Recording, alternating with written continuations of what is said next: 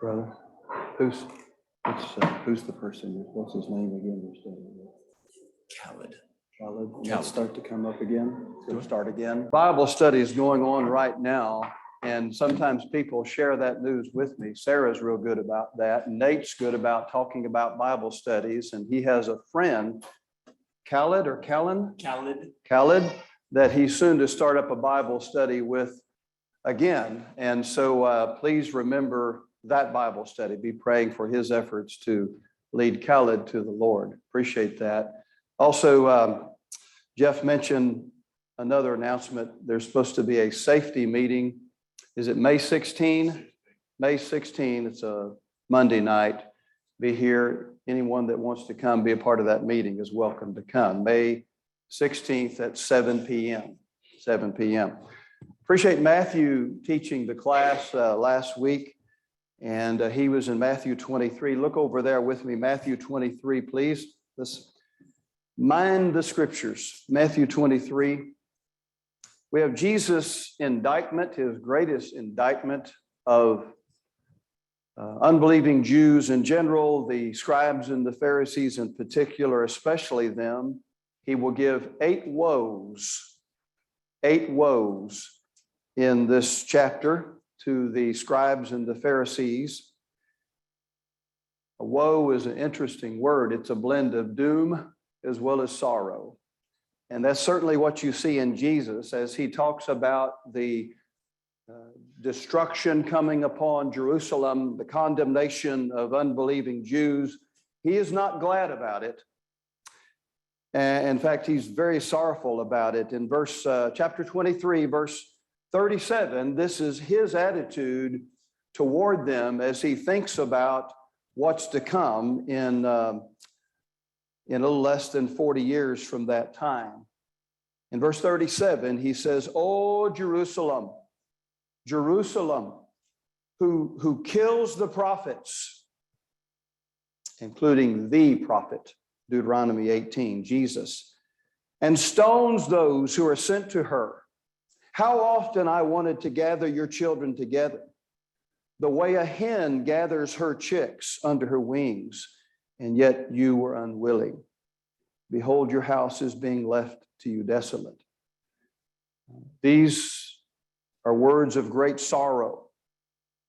These are the words of a broken-hearted father. This is a tragic thing.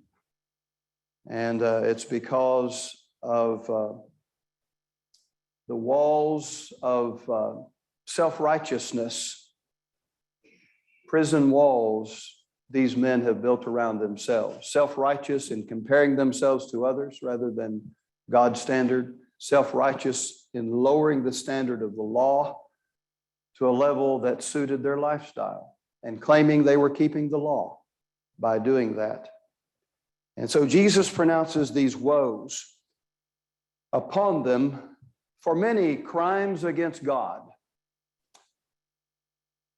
The 8th woe Jesus gives against the scribes and the Pharisees begins in verse 29. I want you to begin with me there. The 8th woe, Jesus will charge them with the crime of murder. The crime of murder against their fellow Jews. That's going to be picking up, but particularly the crime of murder against the spokesman of God, the men who are sent by God to carry his word to the people.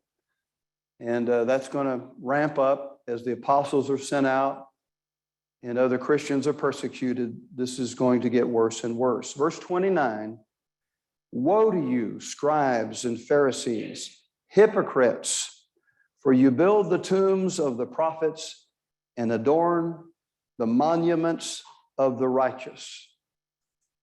So they made an outward show of honoring the prophets. You adorn the monuments, and they would give them these dazzling white tombs. I've been to Jerusalem and I've seen these dazzling white tombs that they'll build on behalf of certain people. But then verse 30, he says, You say, if we had been living in the days of our fathers, we would not have been partners with them in shedding the blood of the prophets. So in saying that, they were acknowledging that this is wrong. This is terrible. This is a crime against God. What a terrible thing our former forefathers have done. And yet, verse 31, look at what Jesus says. Consequently, you bear witness against yourselves that you are the sons of those who murdered the prophets. What does Jesus know is going to be happening in the next 40 years? What does he know about many of these men that are listening to him right now? So you adorn the monuments of former prophets who've been killed, and you say, well, you know, we would never do anything like that. That's wrong. That's sin. That's a terrible thing against God. But then what does Jesus know they're going to be doing in the next 40 years? When the apostles are sent out, other prophets, they're going to be doing the same thing. So what principle comes into play here? Consequently, he says, you actually speak against yourself. What principle that Jesus has brought out in Matthew 7 comes into play here? Judge not, lest you be judged. For in the measure or manner in which you judge, it will be measured to you. So it's the Nathan principle. Our judging of one another is reciprocal. And so whatever measure we use to judge one another, Jesus says it comes right back on you. So they're agreeing, this is a crime. This is terrible. Murdering these men, this is something that God hates. We would never do that, but they're going to end up doing the same thing. And so they've basically just condemned themselves. They've just condemned themselves because Jesus knows that's what's going to be happening. Verse 32, he says, fill up the measure of the guilt of your fathers. Now, what statement does that sound like in Genesis 15 and what God said there to Abraham?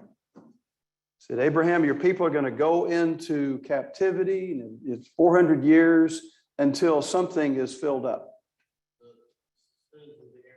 The iniquity or sins of the Amorites.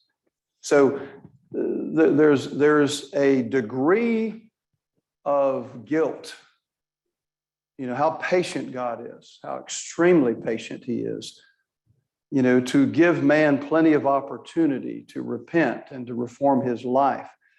And he gave the Amorites 400 more years before that time came until the cup of iniquity was full. And God says, no more. I am going to perform spiritual surgery and remove you from the earth, as God did Sodom and Gomorrah, as God did people in the days of Noah, for the good of mankind. Now he's saying that about Israel. The cup of iniquity is not yet full, but when will it be full in regard to the Jewish people? When will it be full? As it was for the Amorites, when would it be full? In one generation. Because the apostles are going to be sent out, they're going to kill them. James is recorded in Acts 12. Stephen, an evangelist, is killed in Acts 7. And they're just going to kill more and more people. And Jesus says eventually that cup of iniquity is going to be filled to the overflow, and God is going to put down his vengeful hand upon the Jewish nation. That's coming. So this is a very, very important part of what Jesus is going to talk about in chapter 24, and that's why we're starting that with this section here. And so in verse 33, he says, you know, once that's done, you know, you fill up that cup of iniquity, and God knows when that will be. He says, you brood of vipers, how will you escape the sentence of Gehenna? The verdict is in, punishment is soon to come. Therefore, behold, I am sending you prophets, wise men, scribes. Some of them you will kill and crucify. Some of them you'll scourge in your synagogues and persecute from city to city. So that, he says, verse 35, may fall on you, that generation, the guilt of all the righteous blood shed on earth from the blood of righteous Abel in Genesis 4 to the blood of Zechariah, the last recorded martyr, Zechariah, the son of Berechiah, whom you murdered between the temple and the altar. I'll just give you a reference there. It's 2 Chronicles 24, verse 20 and 21. Zechariah, the son of Berechiah. So from Abel to Zechariah, and then the apostles, prophets, the evangelists to come that they're going to kill. Verse 36, truly I say to you, all these things will come upon this generation. I just want to make note of that statement, this generation. When this Greek word is used here, generation, and is preceded by a demonstrative pronoun like this. This, and that happens 6 times in the Gospel of Matthew. It always, without exception, has reference to the present generation. It's not some generation 2,000, 3,000 years later. It's the contemporary generation. Now, why is that important? Well, it's important because of the time text that Jesus is going to bring out in chapter 24. And who knows where that time text is in chapter 24? Where is that verse? It's very important, time text. Just shout it out if you know where it is. In my Bible, it's circled and highlighted and underlined and everything else. See it? About 2/3 of the way through. I think it's verse 34, isn't it?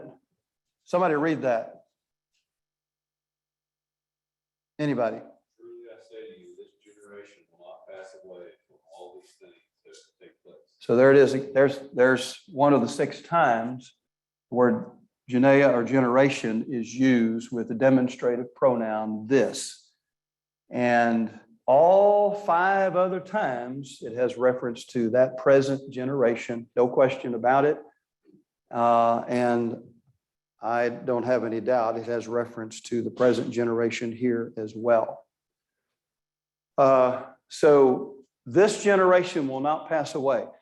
So the point is this: whatever those verses mean, and there's some difficult verses there, aren't there? Whatever they mean, when did they occur? That generation. So you may scratch your head at some of the things said in that chapter, and you know what Jesus is wanting them to understand. But I know whatever it means, it happened in that generation. It's been fulfilled. Okay. So that's important, this generation. Okay, we'll come back to that a little bit later. Look in Genesis 9 now, if you will. I think it's important to bring out at this point the sanctity of human life. Sanctity and respect for human life. Again, here's one of those timeless truths from Genesis that knows no boundaries in the ages. In Genesis 9, verse 5, God said, surely I will require, and the Hebrew word here means an accounting. There will be an accounting. Surely there will be an accounting. Your lifeblood, from every beast I will require it, from every man's brother, there will be an accounting. Verse 6, whoever sheds man's blood, by man, his blood shall be shed. So man is the agent delegated by God to carry out the punishment. And you see that, and now it's the government. Romans 13 doesn't bear the sword in vain, Romans 13. But it's man, by man, that accounting shall be carried out. Now, a lot of times it's not. And God says the reason for the sanctity of life, because man is made in the image of God. He's God's image bearer. And so murder, premeditated killing, is a direct affront to God, the creator of man. And so respect for human life is extremely important. Especially, I want to add, that human life wholly devoted to God and who are his spokesmen sent out to save mankind. Look now at Deuteronomy, go back to Deuteronomy 32, and I want you to see, as we continue our study here, that much of what is said, there's a lot going on when Jerusalem was destroyed. And it's the end of one system, the complete removal of the temple, all sacrifice, one order being taken out, their world, the Jewish world, is ending. The system that Christ inaugurated is fully consummated. One of the reasons God is bringing destruction upon Jerusalem is because of his vengeance upon the murderers of his people. I want you to see that in Deuteronomy 32. I think Deuteronomy 32, the Song of Moses, is the basis for much of the things said in the book of Revelation, as well as what Jesus is teaching here in Matthew 23 and 24. Deuteronomy 32, the Song of Moses. So look with me there, if you will. Verse 1. Well, let's start back up. Let's get a little more of our verbal neighborhood here. Go back up to chapter 31. Let's go back to 31. Deuteronomy 31, verse 26. Take this book of the law, place it beside the ark of the covenant of the Lord, that it may remain there as a witness against you. And so the book of the law is placed beside the ark of the covenant of the Lord. That represents God's part in the covenant. Our brother Wayne had a lot to say about covenants and great thoughts on the idea of covenant. Here's God's part. God, if there are terms and conditions, sets all the terms and conditions. He's the far superior party. Israel has agreed to all the terms and conditions. And so God puts that law right there as a reminder. That's my part. I'm going to keep my part. Will you keep your part in the covenant you agreed to? In verse 27, Moses says, I know your rebellion and your stubbornness. Behold, while I'm still alive with you today, you've been rebellious against the Lord. How much more after my death?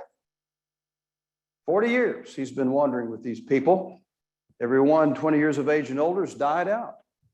Moses is soon to die, and he's saying this before he leaves. Before they enter the land of Canaan, all these things are said by Moses to the children of Israel. In verse 28, assemble to me all the elders of your tribes and your officers, that I may speak these words in their hearing, and call the heavens and the earth to witness against them. For I know, he says, after my death, you will act corruptly and turn from the way which I've commanded you. Verse 30, then Moses spoke in the hearing of all the assembly of Israel the words of this song until they were complete. Now Moses, we have 3 recorded songs of Moses, 3 of them. This is one of them, and it's a song of judgment. Before Israel even enters the land of Canaan, this is a song of judgment, because what can God do according to Isaiah as far as foresight is concerned? What can God do?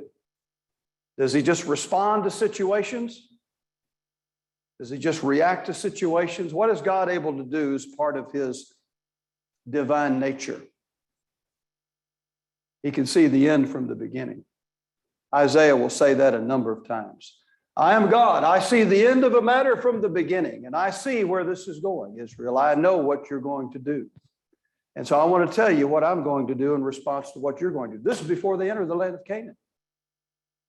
So Chapter 32, verse 1, give ear, O heavens, and let me speak. Let the earth hear the words of my mouth. Now, this is what God says about himself. Verse 4, the rock, meaning Jehovah, his work is perfect. All his ways are just. He's a God of faithfulness, without injustice. Righteous, upright is he. 5 times in this song, God will say, I am the rock, solid, stable, trustworthy, keeping the covenant. But what about Israel? Verse 5, they have acted corruptly toward him. They are not his children because of their defect, but are perverse and a crooked generation. Oh, I remember somebody saying that in Acts 2. What did Peter say to the Jews on that occasion? In Acts 2, verse 40. Be saved from what? This wicked and perverse generation. That's what Peter said. And I think he's alluding to Deuteronomy chapter 32. He said, be saved from this wicked and perverse generation. And that's what God is talking about here in verse 5. Verse 6, do you thus repay the Lord? Where's the thanks for all he's done? Foolish, unwise people. Is not he your father who's bought you? He's made you and established you, but you're ungrateful idolaters. Verse 7, remember the days of old. Consider the years of all the generations. So verse 7 through 14, he's saying, there were times when, things were good in Israel and you served me faithfully. And that's said now in contrast to the rest of the song. Beginning in verse 15, which shows Israel will go into apostasy, and God is going to punish them for that. Now, I'm saying all of this because Deuteronomy 32 is the prophecy now being fulfilled in Matthew 23, 24, and again, I think in the book of Revelation. God's vengeance against this rebellious people who had filled the cup of iniquity to the overflow, just as he said he would. Verse 15, now here's what he says. Joshua run, which means upright one. Here used sarcastically of Israel, the upright one grew fat and kicked. You're grown fat and thick and sleek, and then you forsook the Lord your God and scorned the rock of his salvation. Now, this is all yet to come. They haven't gone to the land of Canaan. God said, this is what's going to happen. Verse 19, the Lord saw this. He spurned them because of the provocation of his sons and daughters. Then he said, I will hide my face from them. I will see what their end shall be. God knows that their end is coming. For they are a perverse generation, sons in whom there's no faithfulness. They've made me jealous with what is not God, their idols, and provoked me to anger with their idols.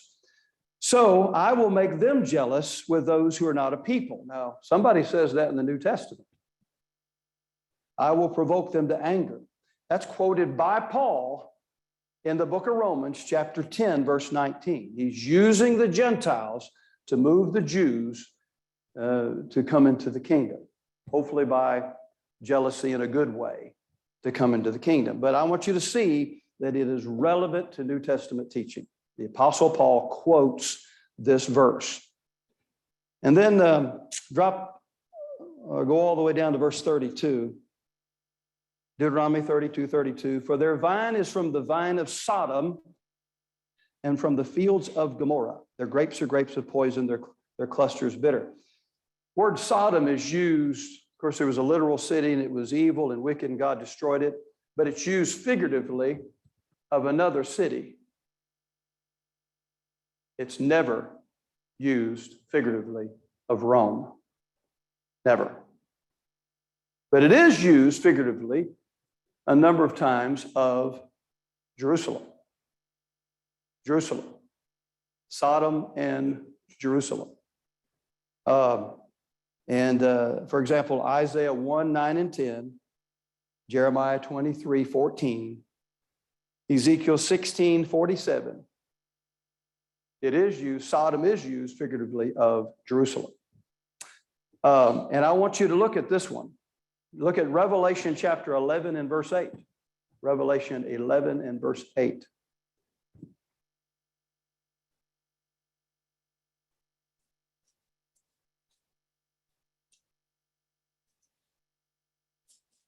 In Revelation 11 and verse 8, in describing this wicked city, John says this, Revelation 11 and verse 8, and their dead bodies will lie in the street of the great city, which is mystically called Sodom and Egypt, where also who was crucified? The Lord. I'm pretty sure I know where Jesus was crucified. And I'm pretty sure it was not in Rome. Now, if you know where the Lord was crucified, you know what city they're talking about here, or John's talking about. It's one of the places where Sodom is compared to the city of Jerusalem. All right, go back with me to Deuteronomy 32, if you will. And look at verse 35. And think as you read this where it's quoted in the New Testament. Vengeance is mine. Vengeance is mine and retribution. In due time their foot will slip, for the day of their calamity is near, and the impending things are hastening upon them. Now, who says that? Vengeance is mine in the New Testament. All right, the Apostle Paul will say that, do not return evil for evil. He'll say in Romans 12, return good for evil. Heap burning coals upon their head. Vengeance is mine, saith the Lord. So Paul will quote that in Romans chapter 12, and also the Hebrew writer in chapter 10, verse 30. Hebrews 10, verse 30. Hebrew writers, God will remind them, vengeance is mine. Okay. In verse 41, then, God said, if I sharpen my flashing sword and my hand takes hold on justice, I will render vengeance on my adversaries. I will repay those who hate me. I will make my arrows drunk with blood, and my sword shall devour flesh with the blood of the slain and the captives from the long-haired leaders of the enemies. And so God is, again, talking about Israel, avenging the murders of his people, especially his faithful people, especially his prophets. In verse 43, rejoice, O nations, with his people, for he will avenge the blood of his servants. Rejoice, O nations, with his people is quoted by Paul in Romans 15 and verse 10. Romans 15 and verse 10. Rejoice, O nations, with his people. For he will avenge the blood of his servants and will render vengeance on his adversaries and will atone for his land and his people. So what's happening in the destruction of Jerusalem? God is removing that order completely, but in the process of removing that order, what's he also doing according to Deuteronomy 32, Romans 12, Hebrews 10:30? What's he also doing? Vindicating his people, as he said he would do. He's vindicating his people. That's a big portion of what's going on in Matthew 24 and in Revelation. Yes, brother. We talked about it in Adam's classes of the book of Joel in particular. The phrase "the day of the Lord" always had those two components. It was a day of judgment, but it was also a day of salvation for the remnant. That's right. Yeah, that's right. That's right. One of the greatest obstacle to Christianity the first century was the unbelieving Jews, the rebellious Jewish nation. Ironically, they should have been the most supportive. They should have been the ones that are receptive and then spreading the news, but they were the most rebellious. And so God is going to remove them, and it will be redemption for his believers, his people. Anybody else, while we're going to pause there, if anybody else has a question or comment. Well, go with me now to Luke 21, Luke's account of this. He has an interesting statement he makes in line with this. Luke 21.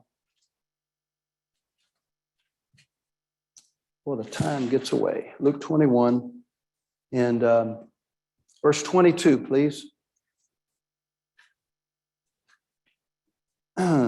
Look at this, and I guess start in verse 20. Again, a little more of a verbal neighborhood. Verse 20.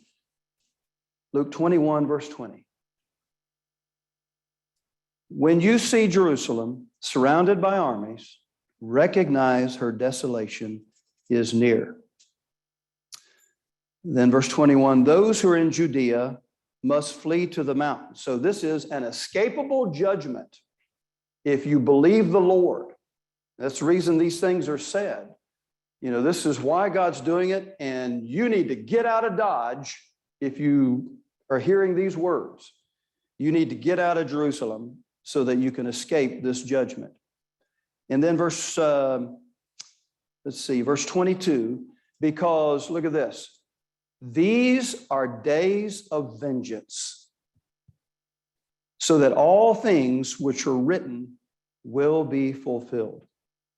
Very clear statement on one of the purposes of this judgment. They are days of vengeance. And then he goes on to talk about sad situations. If you're pregnant, it'd be very, very hard to travel. Nursing babes are very hard to travel during this time period. And we'll get into that more in chapter 24. Well, let's go ahead and get into 24, if we may. 24, verse 1. Matthew 24, verse 1. So God's completely removing that Jewish system that's going to happen in 40 years. He's also carrying out vengeance upon wicked, unbelieving Jews. Chapter 24, verse 1, Jesus came out from the temple and was going away when his disciples came up to point out the temple buildings to him. Now, I don't think this is in a tourist sense, but I believe that with Jesus' words about Jerusalem's destruction still ringing in their ears, you know, woe to you, and your house is being left to you desolate. That's in the forefront of their attention now. You know, it's like, wow, didn't know that was going to happen. And here's Jesus saying this is definitely going to happen. And so they come up to Jesus here, and you know, they're asking about the destruction of the city, and what he's just said about the destruction of such an impressive group of structures. Are you going to destroy all of these structures here? And Jesus affirms that he is. Verse 2, he answered and said to them, do you not see all these things? Truly I say to you, not one stone here shall be left upon another, which will not be torn down. This is going to happen. So he goes a little further, and he's sitting on the Mount of Olives. The disciples come to him privately, saying, tell us, when will these things be? What will be the sign of your coming and the end of the age? I believe all these questions are about the same thing. You know, when is this destruction going to happen? When are you going to come and do this? And when will the end of the age be? I think they're all in reference to the same thing. And in verse 4, Jesus answered and said to them, see to it that no one misleads you. And so he's going to talk about, you know, this turmoil that's coming. And anytime there's turmoil, there's going to be vulnerability. And people are going to be looking for ways out of this situation, maybe easy ways out of this situation. And so Jesus warns them that there will be a number of false indicators before this happens. And he said there'll be wars and rumors of wars, and there will be false Christ and a number of people who will claim to do great works. He said, don't listen to these people. Verse 5, many will come in my name saying, I am the Christ. Many, and they will mislead many. And there were many false Christs. History records that arose during this time period. Josephus, in his writings, talks about a number of false Christ. You will be hearing of wars, rumors of wars. Verse 6, see that you're not frightened, for those things must take place. Now look at this. That's not yet the end. Now, a lot of people read that statement and they think, oh, the end of the world. And it is an end to a world, but not the end of the universe we're talking about here. It's the end of whose world? Israel's world, the Jewish world. It means the same thing here as it does in verse 13, the one who endures to the end. It is he who shall be saved. And in verse 14, this gospel of the kingdom shall be preached in the whole world for a witness to all the nations. Then the end shall come. And during that time period, What do Christians need to do in verse 16? Flee to the mountains. Get to the hills. Get out of Jerusalem as soon as you can. This is an escapable end, brethren. This is an escapable judgment we're talking about here. It is a national judgment. God's judgment upon the Jewish people. That's what we're talking about. That's the end that is in this context. In verse 7, back in verse 7, nation will rise against nation, kingdom against kingdom, and in various places there will be famines and earthquakes. All these things are merely the beginning of birth pangs, early signs. And then he repeats what he has said already in the Gospel of Matthew. You are going to be treated terribly. Unbelieving Jews are going to treat you terribly. They're going to kill some of you. Your own family's going to hate you. Whereas Jesus already said that in detail, as much detail as he says right here. Can you remember? Chapter 16, he says some of that. And even earlier in chapter 10, he says, father will rise up against children, children against their parents. People are going to turn you in. They're going to betray you, your own family members. He that loves mother, father, brother, sister more than me is not worthy of me, he says. So you're going to have to make a decision. Who comes first in your life? What comes first? Is it your relationship with them? Is blood thicker than truth? Or is my kingdom the most important to you? So he's already spoken in detail about these things in Matthew 10. These terrible things are coming. Verse 11, many false prophets will arise and mislead many. Peter talks about that extensively in 2 Peter 2. The Ephesian elders, Paul says, I know after my departure, savage wolves will come. Paul says, Spirit explicitly says, in latter times, some will depart from the faith, giving heed to seducing spirits. So there are many, many passages that talk about the very thing that, of course, Jesus is talking about here. This is the framework for that. It all stems from this. Yes, brother. And you see the same thing in the Old Testament and the references there to various days of the Lord. Such as the Babylonian captivity, there were warnings about how things would get worse and worse and worse before their king. And they were told, you're not going to know specifically the day that it's going to happen. But there are all these precursors to how this is coming about. That should be a lesson for the first century Jews, and it should be ultimately a lesson for us. How gracious is our God to give them all these indicators so they can flee and not suffer.